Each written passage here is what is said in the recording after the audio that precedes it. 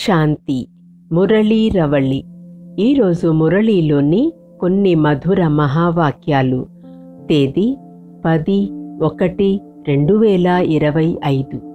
బాబా చెప్తున్నారు, మధురమైన పిల్లలారా, తండ్రి మీకు జ్ఞానయోగాలనే పౌష్టిక ఆహారాన్ని తినిపించి గొప్ప అతిథి సత్కారం చేస్తున్నారు. కనుక సదా ప్రసన్నంగా ఉండండి. శ్రీమతం అనుసారంగా అందరికీ అతిథి సత్కారాన్ని చేస్తూ ఉండండి. ఈ సంగమ యుగంలో సర్వోత్తమ బ్రాహ్మణ కులంలో మీ జీవితం అత్యంత విలువైనది. కనుక ఈ శరీరాన్ని తప్పక జాగ్రత్తగా చూసుకోవాలి. ఇది మట్టి బొమ్మ, ఎప్పటికైనా సమాప్తమయ్యేదే అని అనుకోకండి. దీనిని జాగ్రత్తగా ఆరోగ్యంగా ఉంచుకోవాలి. ఏదైనా జబ్బు వస్తే ఈ శరీరంపై విసుగు రాకూడదు. నీవు శివబాబా స్మృతిలో ఉండు అని వారికి చెప్పాలి. ఎంతగా స్మృతి చేస్తే అంతగా పాపం తగ్గిపోతూ ఉంటుంది. వారికి సేవ చేయాలి, జీవించి ఉండాలి. శివబాబాను స్మృతి చేస్తూ ఉండాలి. జ్ఞాన 3వ నేత్రాన్ని ఇచ్చే ఆత్మిక తండ్రి కూర్చొని పిల్లలకు చెబుతున్నారు. 3వ నేత్రాన్ని నేను తప్ప మరెవ్వరూ ఇవ్వలేరు. ఈ జ్ఞాన నేత్రం ద్వారానే పాత ప్రపంచం సమాప్తమవుతుంది. దీని ద్వారా సృష్టి ఆది మధ్య అంత్యాల జ్ఞానం తెలుసుకున్నారు. ఇది జ్ఞాన సాక్రిన్. మన్మనాభవ అన్న ఒక్క పదంలోనే ఎంతో అర్థం దాగి ఉంది. స్వయాన్ని ఆత్మగా భావించి తండ్రిని స్మృతి చేసినప్పుడు సుఖధామానికి మార్గం కనిపిస్తుంది. అనంతమైన తండ్రి వచ్చారు. పిల్లలకు అనంతమైన సంతోషం ఉండాలి. ఖుషి వంటి పౌష్టికాహారం మరేదీ లేదు. ఆనందానికి మించిన ఔషధమే లేదు.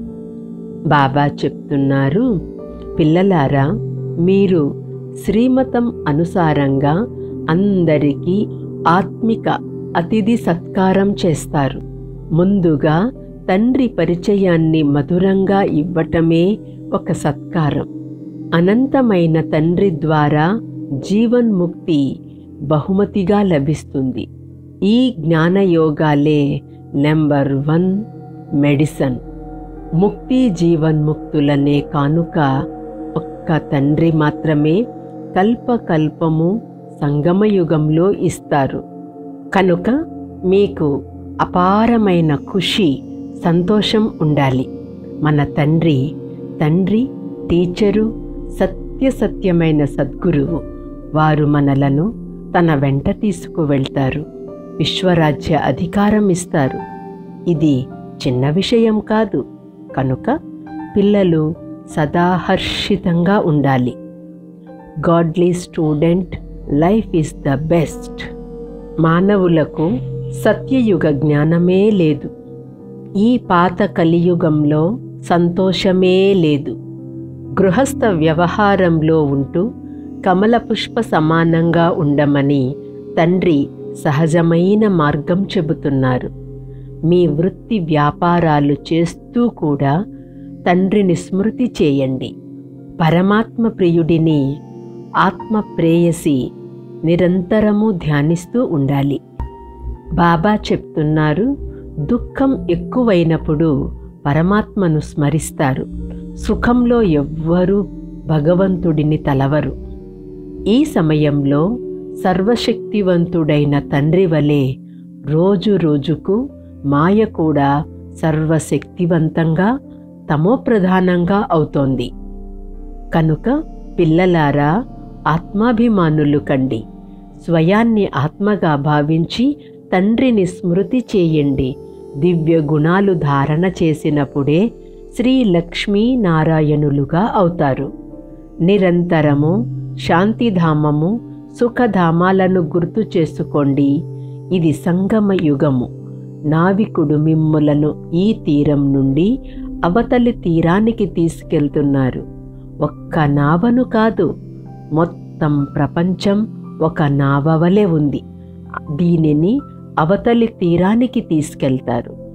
అనంతమైన తండ్రి నాకు చదివిస్తున్నారు అనే ఖుషి మీకు ఉండాలి. ఎప్పుడు వాహ్ వాహ్, ఈ మాటలు ఎక్కడా వినలేదు, చదవలేదు. ఇవి భగవంతుని వాక్యాలు.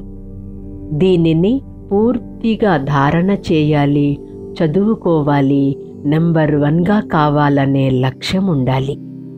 నేను పురుషార్థంలో ఉత్తమంగా ఉన్నానా, మధ్యమంగానా, కనిష్టంగానా? నాకు ఉన్నత పదవి పొందే యోగ్యత ఉందా? నేను ఆత్మిక సర్వీస్ చేస్తున్నానా అని స్వయాన్ని పరిశీలించుకోండి. జ్ఞాన 3వ నేత్రంతో ఆత్మ సోదరుణ్ణి చూస్తూ అందరినీ సోదరులుగా భావించి జ్ఞానం ఇవ్వండి. ఆత్మిక స్థితిలో ఉండే అలవాటు చేసుకుంటే కర్మేంద్రియాలు చంచలం కావు. నిరాకార పరమాత్మను తలవాలి అన్న తెలివి ఉండాలి. జ్ఞానము ద్వారానే ఆత్మలో శక్తి నిండుతుంది. వరదానము బ్రహ్మబాబా సమానం. మహోన్నతమైన త్యాగం ద్వారా మహోన్నతమైన భాగ్యాన్ని తయారు చేసుకునే ఫరిస్తా నుండి విశ్వమహారాజా భవ.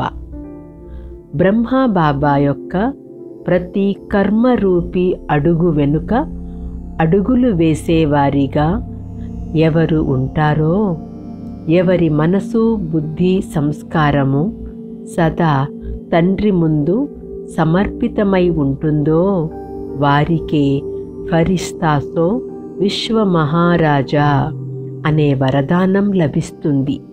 బ్రహ్మబాబా ఈ మహాత్యాగం ద్వారా మహాన్ భాగ్యాన్ని ప్రాప్తి చేసుకున్నారు.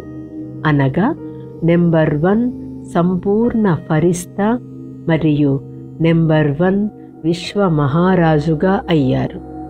అలా తండ్రిని ఫాలో చేసే పిల్లలు కూడా మహాన్ త్యాగులుగా లేక సర్వస్వ త్యాగులుగా ఉంటారు.